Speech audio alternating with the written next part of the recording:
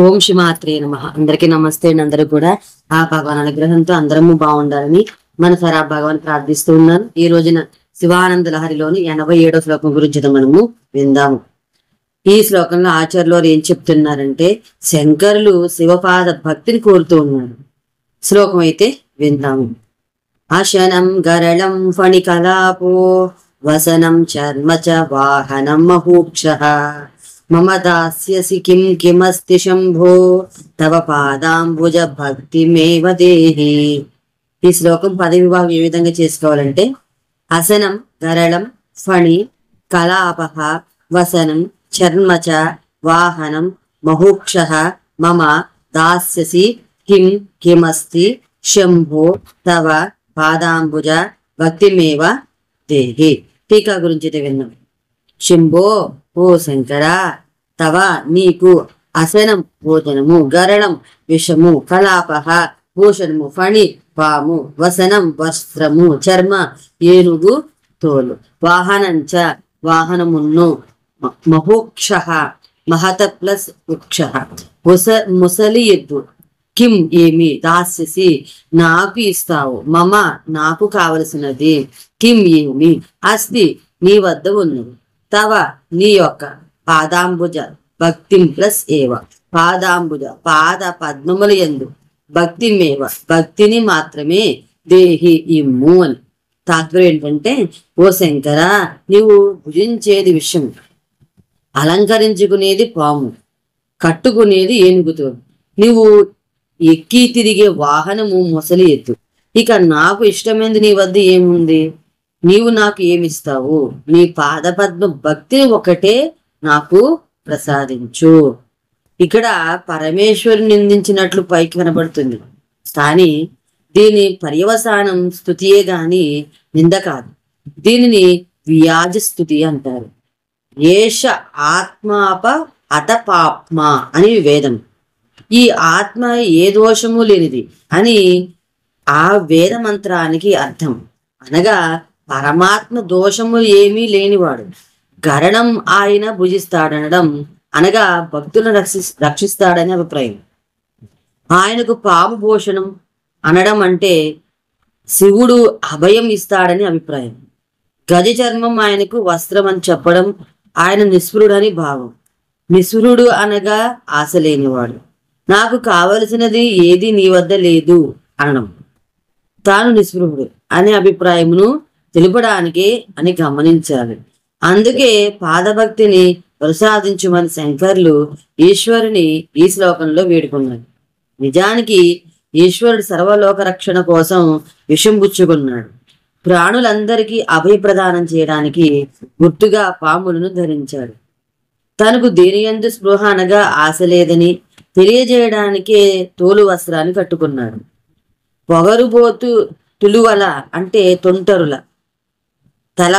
తలబిరుస్తనానికి ముకుత్రాడు వేస్తారని చెప్పడానికి వృషభాన్ని వాహనం చేసుకున్నాడు. శివుడు ఏ దోషము లేనివాడు. అటువంటి స్థితిని సాధించడానికి శంకర్లేశ్వరుని యందు అచంచలమైన నిత్యమైన పాదభక్తిని కోరుతూ ఉన్నాడు. ఏదైనా ఈగల భగవంతుడు ప్రసన్నుడై వరం కోరుకోమంటే సామాన్య భక్తులు ఇంద్రియ సుఖాన్ని కోరుతారు. అదే శివుడు శంకర భగవత్పాదుల్ని వరం కోరుకోమంటే ఆయన ఏమి వరం ఇమ్మని అడుగుతారో శంకర్లు ఈ శ్లోకంలో చెప్పారు. అంతేకాదు, దేవుడు ప్రత్యక్షమైతే భక్తుడు ఏమి కోరుకోవాలో కూడా శంకర్లు ఈ శ్లోకం ద్వారా మనకు సూచించారు. ఎవరైనా వచ్చి మనల్ని తినడానికి ఏమైనా పెట్టమంటే మనం తినే వస్తువునే వారికి పెడతాం. మరి శివుడి దగ్గరకు వచ్చి పెట్టమని అడిగితే మనము ఆయన తిన్నది విషం కాబట్టి ఆ విషయాన్ని మనకు పెడతానంటాడు. ప్రాణాలను తీసే విషము పెడతామంటే మనం వద్దంటాం కదా. అలాగే శంకర్లు సైతం శివుడు తిన్న విషం ఆహారం తనకు వద్దు అన్నారు. అలాగే ఎవరైనా కట్టుకోవడానికి బట్ట ఇమ్మంటే మన వద్ద ఉన్న నూలు పట్టు టెర్లిన్ వస్త్రాల్లో ఏదో ఒకటి తీసిస్తాం. మరి శివుణ్ణి వస్త్రమును కోరితే ఆయన ధరించే గజ చర్మం ఇస్తానంటాడు. ఆ గజ చర్మాన్ని మనం తీసుకోం కదా. శంకర్లు అలాగే శంకర్ శివుడితో ఆయన కట్టుకునే తోలు వస్త్రము తనకు వద్దు అన్నారు. ఎవరైనా వచ్చి అయ్యా కొంచెం తల దాచుకోవడానికి ఆశ్రయం ఇవ్వండి అని అడిగితే మనం కనిపించే ఇంట్లోనే ఒక ప్రక్క కొంచెం చోటు ఇస్తాం. మరి ఈశ్వరుని అడిగితే ఆయన ఉండేది వల్లకాడు కాబట్టి అక్కడే మనల్ని కూడా తనతో ఉండమంటాడు. అందుకే శంకర్లు ఈశ్వరుని తనకింత చోటు ఇమ్మని కూడా అడగలేదు. అలాగే శంకర్ శివుని తనకు ఆభరణాలు ఇమ్మని కూడా అడగలేదు. ఎందుకంటే శివుడు ధరించే భూషణాలు పాములు కాబట్టి. ఆభరణాలను ఇమ్మంటే శివుడు పాములను ఇస్తాడు.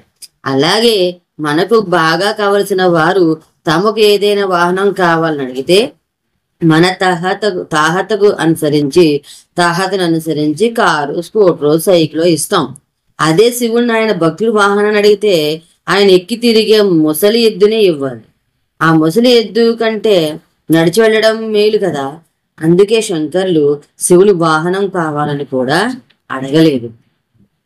శంకర్లు తనకు ఆహారము, నగలు, వస్త్రము, వాహనము అవసరం లేదని, తనకు కావలసింది శివుని వద్ద ఏమీ లేదని, శివపాదములు యందు భక్తిని మాత్రం తప్పక ప్రసాదించమని కోరారు. ఇది ఎంత గొప్ప కోరికయో గమనించండి. నిజానికి ఒక భక్తుడు భగవంతుని కోరవలసిన గొప్ప కోరిక అదే కదా. తన పాద పద్మముల యందు భక్తి ఉండేలా అనుగ్రహించడానికి శివునికి కూడా అభ్యంతరం ఏమీ ఉండదు. పైగా ఆ కోరికను అనుగ్రహించడం ఆయనకు ఆనందం కూడా. తనకు ఇవ్వడానికి శివుని వద్ద ఏముందిలే, నువ్వు ఏమిస్తావులే అంటూ శివుణ్ణి కించపరుస్తూ అన్నట్లు అడిగి చివరకు శివుణ్ణి ఒక గొప్ప కోరికనగా శివపాద పద్మ భక్తిని శంకర్లు అడిగారు. అది కూడా ఎడబాటు భక్తిని అడిగారు. ఇది అసామాన్యమైన కోరిక, ప్రతి భక్తుడు అడగవలసిన కోరిక. ఎందుకంటే శివుని పాదాలు సకల సౌభాగ్య నిధులు, అవి ఐశ్వర్యములకు పెన్నిధులు. ఐశ్వర్యం అనే మాటకు ఈశ్వర సంబంధమైనది అని అర్థం. ఇల్లు, డబ్బు, వస్త్రాలు, బంగారం వంటివే కాదు. మనకు ఏవి ఉంటే ఇక ఎవరిని అడగవలసిన అవసరము ఉండదో దాన్ని ఈశ్వరానుగ్రహము అంటారు. అందుకే ఎవరైనా దీవించేటప్పుడు ఆరోగ్య ఐశ్వర్యాభివృద్ధి రస్తు అంటారు. అనగా ఆయుష్, ఆరోగ్యము, ఐశ్వర్యము వృద్ధి పొందుగాక అని అంటారు. ఈశ్వరానుగ్రహం అంటే ఈశ్వరానుగ్రహం ఉంటే ఇక దేనికి లోటు ఉంది. మనం ఏదైనా అడిగితే అది ఒక్కటే మనకు లభిస్తుంది. అలాగాక ఈశ్వరానుగ్రహం కనుక లభిస్తే మనకు సర్వము లభిస్తాయి. ఈశ్వర పాదభక్తి ద్వారానే ఈశ్వరానుగ్రహము, ఐశ్వర్యము లభిస్తాయి. అందుకే శంకరులు శంకర పాద భక్తిని అందరూ కోరుకోవాలని ఈ శ్లోకం ద్వారా మనకు సూచించారని చెప్పారు. భక్తులు, ముక్తులు, యోగులు భగవంతుణ్ణి ప్రాపంచిక సంబంధమైన నశ్వర సంపదను కోరుకోరు. ఈశ్వరుని కారుణ్యం అంటే ఎన్నోసారి విషయాన్ని తింటే మనం మరణిస్తాం. ఆ విషయాన్ని శివుడు తాను మృంగి కంఠంలో ఉంచుకున్నాడు. అదే విషయం పైన ఉంటే అందరికీ నష్టం. శివుని కడుపులోకి పెడితే ఆయన బొజ్జలో తగిన 14 లోకములకు నష్టం. అందుకే పదిలంగా శివుడు ఆ కాల కూట విషయాన్ని తన కంఠంలో నిలిపాడు. అందుకే పామును చూసి మనం భయపడతాం. అటువంటి పాములు శివుడు తనకు ఆభరణాలుగా చేసుకుని మనకు అభయాన్ని ప్రసాదిస్తున్నాడు. మన కంటికి అసహ్యంగా కనపడే ఏనుగు చర్మాన్ని తాను వస్త్రంగా ధరించి శివుడు మనకు చీనాంబరాన్ని ప్రసాదించాడు. ఎంత కారుణ్య స్వరూపుడో శంకరుడు గమనించను. మనం అడుగు పెట్టడానికి జంకే వల్లకాడులో శివుడు నివసించి మనం బ్రతకడానికి నగలు, గ్రామాలు ఇచ్చాడు. అంతేకాదు ఆ శ్మశానానికి వచ్చే ప్రతి జీవిని కొంతకాలం తన పొట్టలో పెట్టుకుని రక్షించి పునర్జీవితుడిని చేస్తూ ఉన్నాడు. అసలు ఇంత కరుణా సముద్రుడైన భగవంతుడు ఒకడు మనల్ని రక్షిస్తున్నాడనే విషయము గుర్తించకుండా మనము శివభక్తి లేకుండా జీవించడం ఎంత కృతజ్ఞతయో కదా. అయితే శ్లోకం విన్నాం కదా, ప్రతి లైన్కి అర్థమైతే విన్నాం. ముందుగా అసనం గరణం ఫణికలాపో వసనం చర్మచ వాహనం ముహుక్ష. ఈశ్వరునకు గరణం అంటే విషము, అసనం అనగా ఆహారం అట. ఫణి అనగా సర్పము, కలాపహ అనగా భూషణమట. ఇంకా చర్మ అనగా గజ చర్మం, వసనం అనగా ఆయన ధరించే వస్త్రమట. వాహనం అనగా ఆయన ఎక్కి తిరిగే వాహనం.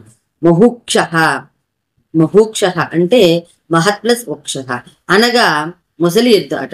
ఈశ్వరుని ఆహారం విషం, ఆయనకు అలంకారం పాము, ఆయన ధరించే వస్త్రము గజ చర్మము, ఆయన వాహనము మహోక్షము అనగా మిక్కిలి ముసలి ఎద్దు.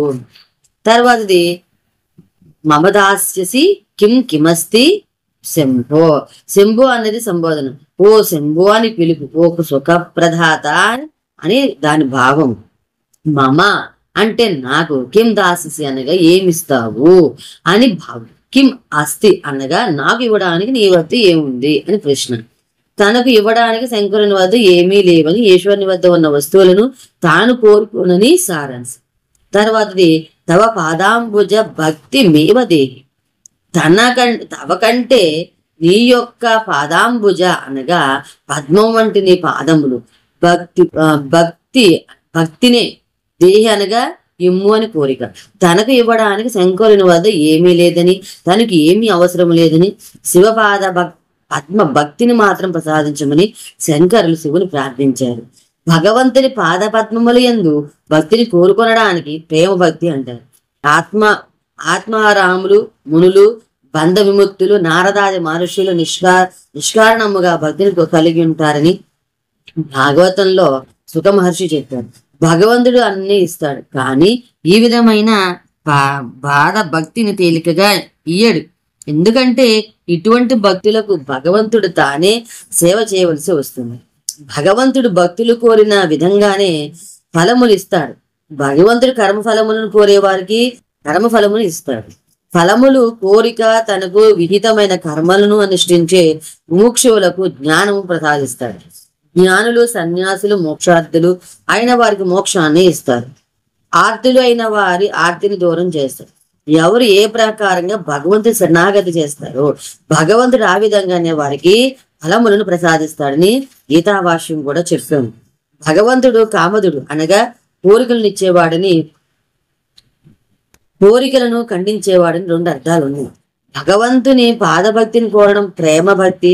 ఈ ప్రేమ భక్తికి పంచమ పురుషార్థం అని పేరు కూడా ఉంటారు. ఈ విధంగా మనము 87వ శ్లోకం గురించి విని ఉన్నాం కదా. తర్వాత 88వ శ్లోకం గురించి విన్నాము. అంతవరకు స్వస్తి. ఆ భగవాన్ యొక్క అనుగ్రహం మనందరిపైన ఉందని కోరుకుంటూ ఉన్నాను. సర్వేజన సుఖినో సమస్త మంగళాని. స్వస్తి. హర హర మహాదేవ. శంభో శంకర.